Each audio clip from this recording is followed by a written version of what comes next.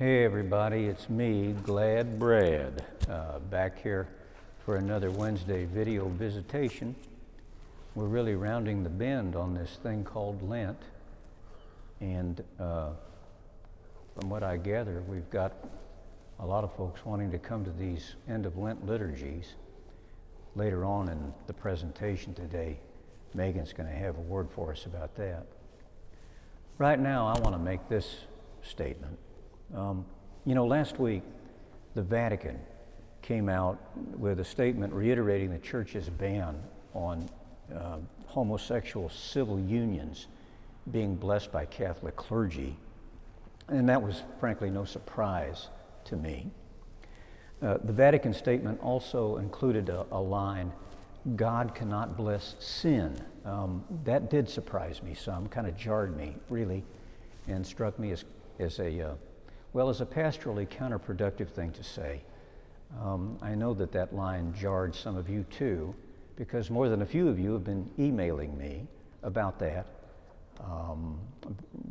about your opinions on the statement as a whole, and how visitation quite fits into all of it.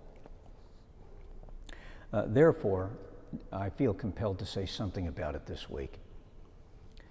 For starters, I am not a member of the LGBT community. I point that out because I think my own decidedly heterosexual orientation puts me at something of a disadvantage when it comes to assessing the needs and motivations of LGBT folks. However, I surmise that what the LGBT community calls love is identical in every emotional respect to what the heterosexual community calls love. Therefore, personally, I have a very hard time telling people, no, what you have is not love. It's bogus. It's sinful. You're merely allowing Satan and his minions to fool your head and your heart. There's something about that kind of reasoning that seems specious to me, presumptuous, and condescending, especially from an institution as pockmarked with recent infamous hypocrisies as our Roman Catholic Church. Now, I've said this to you before in the course of the last couple of years, but in light of the aforementioned recent Vatican statement and the emails that have been sent to me, I want to say this again. I admit there are a lot of people who are smarter and holier than me. And some of them will tell me that I'm not fit to be your pastor. And they might even be right about that. The unfortunate thing is, they're not the pastor, and I am. And as long as I am the pastor here, this is what our policy is going to be vis-a-vis folks in the LGBT community. When LGBT folks come here, they'll be interviewed by me vis-a-vis their hopes and my consideration about what parish membership means. My intention and my hope will be to register LGBT individuals and couples in this parish. I will baptize their children. I will welcome the enrollment of their children in our school. I will welcome their participation in the activities of this parish. My experience with LGBT individuals and couples at Visitation Parish has thus far been uniformly positive. I pray and expect that we will continue to find a way forward that is consonant with what prayer suggests to me is a prudent pastoral course. All right, now that heavy-duty stuff is over with, why don't I introduce to you Megan Burdowski of our staff, who's got some things to say to us about Holy Week liturgies and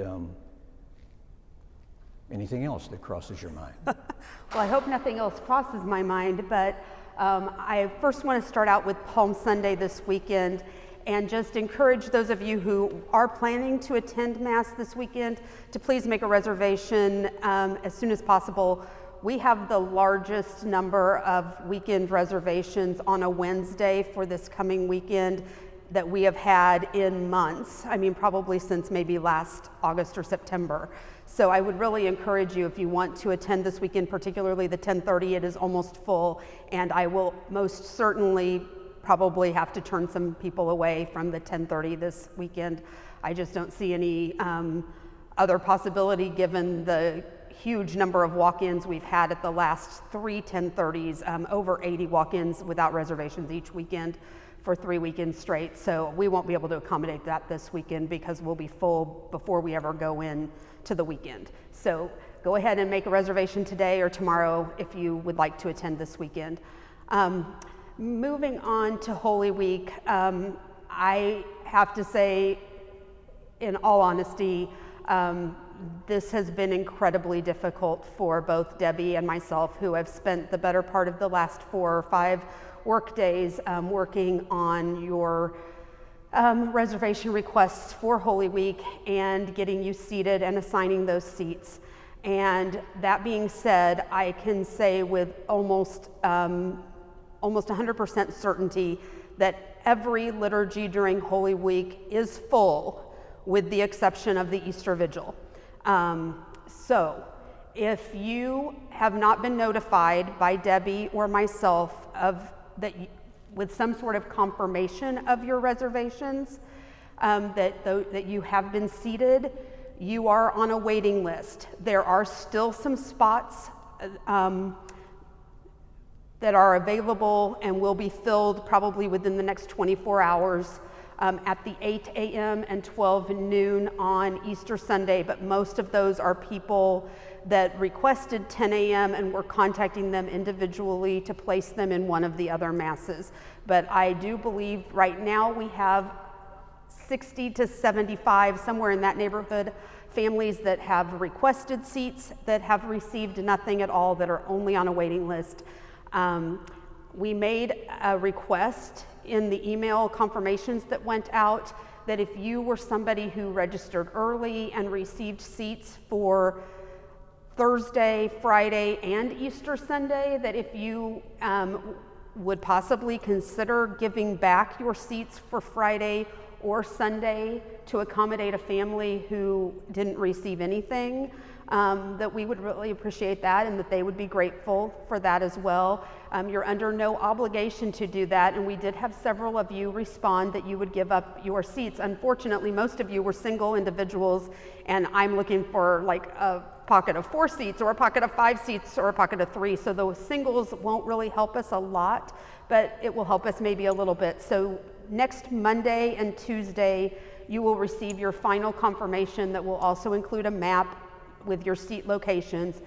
And for all of you watching, if you haven't requested reservations or you are one of those families on the waiting lists, we will contact you if anything becomes available, but we will not have any availability for walk-ins at any liturgies during Holy Week other than possibly the Easter Vigil.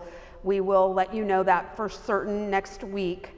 But seriously, we are adding chairs, and with the 6 feet social distancing requirements that are currently in place in our city, we just have to go with where we've placed chairs. We can't add any more chairs because we have to keep walkways and things for people to move around. So I apologize. This has made me very unhappy.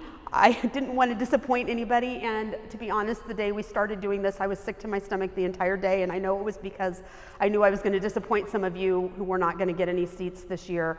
At Christmas, we got very fortunate that because of the surge in COVID cases at the time, a lot of people who requested seats backed back out, and we were able to accommodate every single request from parishioners. There were a few non-parishioners we couldn't accommodate, but we accommodated all of our parishioners. We aren't going to be able to do that for Easter.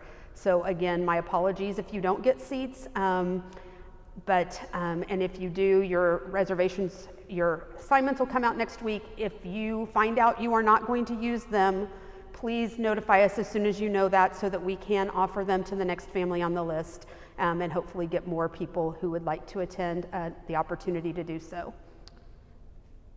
I think that's all I want to say. Okay, great. You know, in the diocese, the bishop obligates everybody to live according to the rules of their respective municipality. We obviously are in Kansas City, Missouri, which continues to require the 6-foot distance between households. As well as the masks the entire time. Indeed, right. And according to an email I just got from the diocese today, that ordinance is supposed to be in effect until the 1st of May, I think. Right. I suppose they could countermand it, but we have no sense that they're going to. So we're obligated to do that. The other thing I wanted to say, Megan said, well, you know, Easter Vigil's not full, so some of you might be thinking, well, Easter Vigil, maybe I could go that. When is it? So I'll tell you, it's 8 o'clock. Easter Vigil's not at 4 o'clock like most Saturdays. It's at 8 p.m. Probably will be a 2-hour liturgy. Okay? Yeah, but if you'd like to come to Easter Vigil, let us know. We can probably accommodate you because we are not full there yet. Right. The only other thing I can think to say is school enrollment. A lot of you school families have got it in gear and enrolled here in the last week or 10 days, and Megan is extremely appreciative of that. And I'm very appreciative of it too. However, there's still a fair number of you who have not registered. Now, according to what, you know, Megan, she's a tough woman, and she says if you don't register by this Sunday, the 28th, it's going to cost you an extra $100. It's going to cost you an extra Ben Franklin. So if you'd like to save yourself that big money, then please get that registration done here in the next few days. Okay? All right. I think that's everything we've got. Thank you so much for your time and attention. And until next time, goodbye and God bless.